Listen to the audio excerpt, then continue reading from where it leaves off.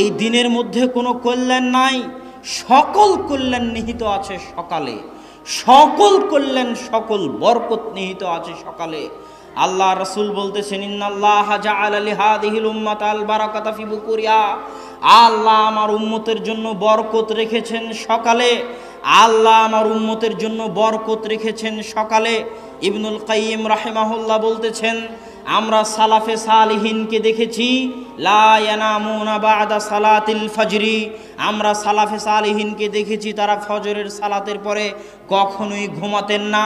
হাত্তা ফিস সিদ্দাহ ওয়া ফিস সাফার, যদিও তারা কঠিন অবস্থার মধ্যে থাকেন না কেন, কঠিন সফরে থাকেন না কেন, সফরে থাকলেও রাত জেগে কাজ করলেও তাদেরকে আমি ফজরের পরে ঘুমাতে দেখিনি। ইয়ান্তাযিরুনা ইলা তুলুইশ শামস, সালাফে সালিহিনকে দেখেছি যদি তাদেরকে ঘুমাতেই হয় রাত্রি জাগরণের কারণে, রাতে কঠিন ও কঠোর পরিশ্রম করার কারণে, তাহলে তারা সূর্য ওঠা পর্যন্ত অপেক্ষা করতেন। সূর্য উঠে যাওয়ার পর ঘুমাতে যেতেন, সূর্য উঠে যাওয়ার পর ঘুমাতে যেতেন। ফজরের পর থেকে নিয়ে সূর্য ওঠা পর্যন্ত এই সময়ে যতই কষ্ট হোক না কেন, ইবনুল কাইয়িম বলতেছেন আমি সালাফে সালিহিনকে ঘুমাতে দেখিনি। কেন? ইন্নাল আরজাক ওয়াল বারাকাহ তানজিলু মিনাস সামা, মানুষের রুজি রুটি বরকত আল্লাহর পক্ষ থেকে সকালবেলা অবতীর্ণ হয়, আল্লাহর পক্ষ থেকে সকালবেলা অবতীর্ণ হয়। এই জন্য আল্লাহ সুবহানাহু ওয়া তাআলা পবিত্র কোরআনে সকালের যত নাম রেখেছেন, ওয়াল ফাজর, ফাজর শব্দের অর্থ হচ্ছে জাহারা, ফুটে ওঠা, প্রকাশিত হওয়া।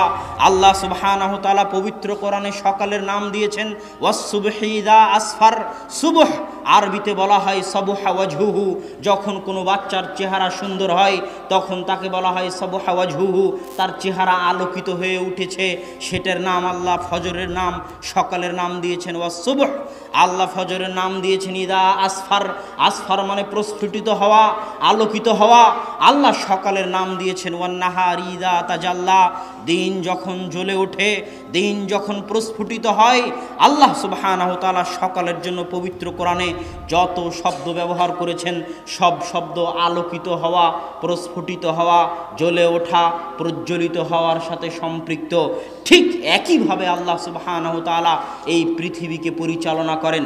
সুন্নাতুল্লাহি ফি তাদবিরিল আরজ, পৃথিবী পরিচালনায় আল্লাহর মূলনীতি, পৃথিবী পরিচালনায় আল্লাহর মূলনীতি যদি কেউ জানতে চায়, মানুষের এই 50-60 বছরের জীবনে পৃথিবী পরিচালনায় আল্লাহর মূলনীতি জানা সম্ভব নয়। কেউ যদি পৃথিবী পরিচালনায় আল্লাহর মূলনীতি জানতে চায়, তাকে 500, 600, 700 বছর, 1000, 1500 বছরের ইতিহাস পড়ে দেখতে হবে আল্লাহ কিভাবে পৃথিবী পরিচালনা করেন। তবে ফজরের ক্ষেত্রে, সকালের ক্ষেত্রে পৃথিবী পরিচালনায় আল্লাহর মূলনীতি হচ্ছে আল্লাহ সকল সৃষ্টিজীবকে এইভাবে সাজিয়েছেন।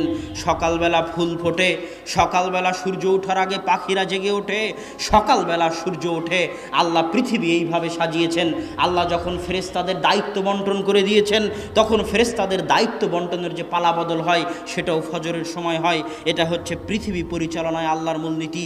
পৃথিবী পরিচালনায় আল্লাহর মূলনীতি সামনে রাখলে এবং ফজরের জন্য আল্লাহ কোরআনে যত শব্দ ব্যবহার করেছেন সেগুলোকে সামনে রাখলে এ কথা স্পষ্ট, কেউ যদি তার জীবনকে আলোকিত করতে চায়, কেউ যদি তার জীবনকে প্রস্ফুটিত করতে যায়, কেউ যদি তার জীবনকে সফল করতে চায়, সে কৃষক হোক, ডাক্তার হোক, ইঞ্জিনিয়ার হোক, ছাত্র হোক, ব্যবসায়ী হোক, তাকে সকালকে কাজে লাগাতে হবে। সকালের কল্যাণ থেকে বঞ্চিত হয়ে জীবনে সফল হওয়ার স্বপ্ন দেখা আকাশ কুসুম কল্পনার শামিল।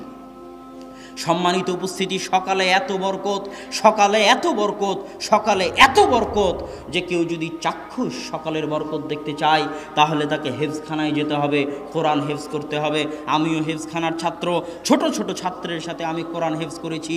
সব হেফজখানায় ফজরের আগে বাচ্চাদের উঠিয়ে দেওয়া হয়। কেননা ওয়াল্লাহে আল্লাহর কসম, ওয়াল্লাহে আল্লাহর কসম, ওয়াল্লাহে আল্লাহর কসম, ফজরের সময় যত কোরআন মুখস্থ হয় সারা দিনের আর কোনো সময়ে অত কোরআন মুখস্থ হয় না। ফজরের সময় যত কোরআন মুখস্থ হয় সারা দিনের আর কোনো সময়ে অত কোরআন মুখস্থ হয় না। আজকে হতভাগা মুসলিম জাতির জন্য আল্লাহ ফজরের সালাত দিয়েছে। ফজরের সালাতের পরে সে কোরআন তেলাওয়াত করবে, কোরআন তেলাওয়াত দিয়ে দিন শুরু করবে। এর চেয়ে কল্যাণকর, এর চেয়ে সুন্দর দিন, এর চেয়ে ভালো দিন, এর চেয়ে উত্তম দিন পৃথিবীতে আর কোনো কিছু হতে পারে না। যেই দিন আল্লাহর বাণী দিয়ে শুরু হয় না, ওই দিনের কোনো মূল্য নাই, কেননা আল্লাহ সকল বরকত আসে আল্লাহর পক্ষ থেকে। আর কোরআন হচ্ছে আল্লাহর বাণী, যেখানে কোরআন পড়া হবে ওখানে বরকত হবে, যে কোরআন পড়বে তার জীবনে বরকত হবে।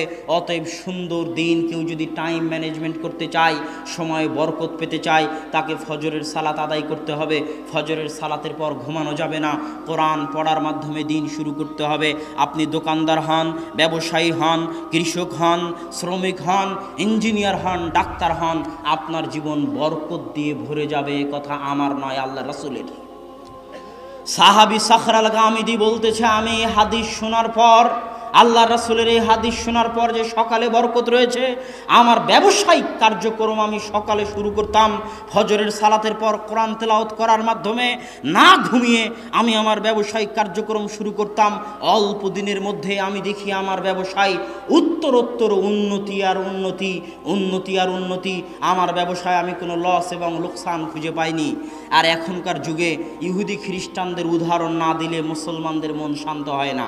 এই জন্যই তো মুসলমানেরা কোরআন পড়ার পরও বিজ্ঞানের সাথে মিলাতে চায়। আর আমি কোরআনকে বিজ্ঞানের সাথে মিলানোর খুব বিরোধী। ওই যে যখন আবু বকর রাদিয়াল্লাহু তাআলা আনহু মেরাজে বিশ্বাস করেছিল, তখন আবু বকর কি মেরাজকে বিজ্ঞানের সাথে মিলিয়েছিলেন? কথা বলেন, বিজ্ঞানের সাথে মিলিয়েছিলেন? আবু বকর বলেছিলেন, যদি মুহাম্মদ বলে থাকে মেরাজে গেছেন সাল্লাল্লাহু আলাইহি ওয়াসাল্লাম, সামি'না ওয়া আমান্না, আমি আবু বকর সাথে সাথে ঈমান আনলাম, কেননা মুহাম্মদ মিথ্যা বলতে পারে না।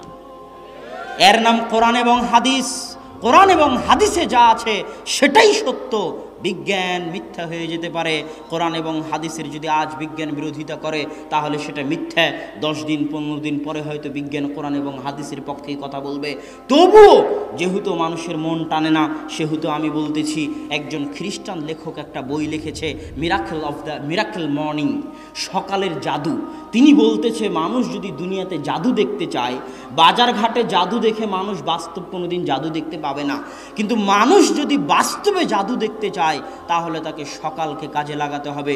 পৃথিবীতে বাস্তব জাদু সকালে আছে, পৃথিবীতে বাস্তব জাদু সকালে আছে, পৃথিবীতে বাস্তব জাদু সকালে আছে।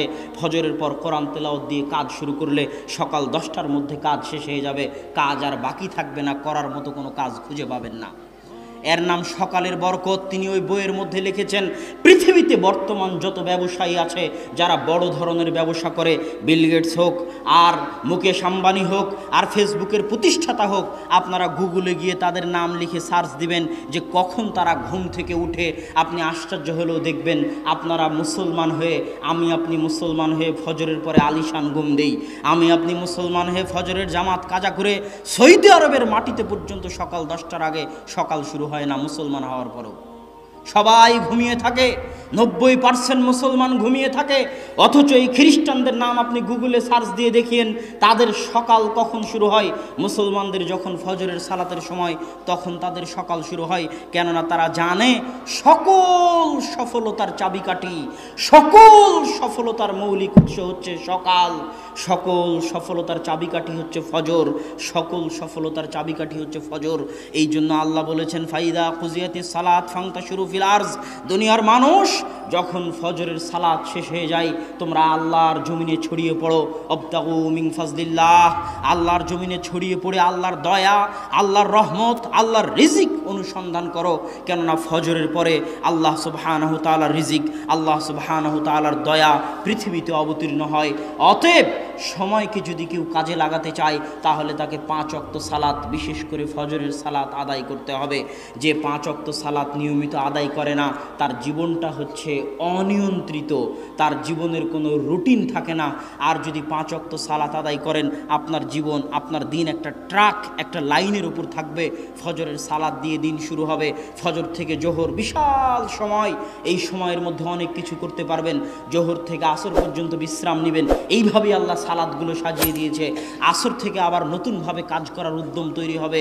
আসর থেকে মাগরিব পর্যন্ত কাজ করবেন, মাগরিব থেকে এশা পর্যন্ত কাজ করবেন, এশার পরে এশার সালাত দিয়ে দিন শেষ করবেন, তারপরে ঘুমাতে যাবেন। এই যে আমি যদি শুধু সালাত ঠিক মতো আদায় করি, আমার সারা দিন নিয়ন্ত্রণ হয়ে যাবে। টাইম ম্যানেজমেন্টের জন্য সালাতের চাইতে বড় মাধ্যম পৃথিবীতে আর নাই। যারা জীবনে সফল হতে চায় তারা সালাত আদায়ের মাধ্যমে নিজেদের সময়কে কাজে লাগাক, তারা সফল হবেই হবে ইনশাআল্লাহ।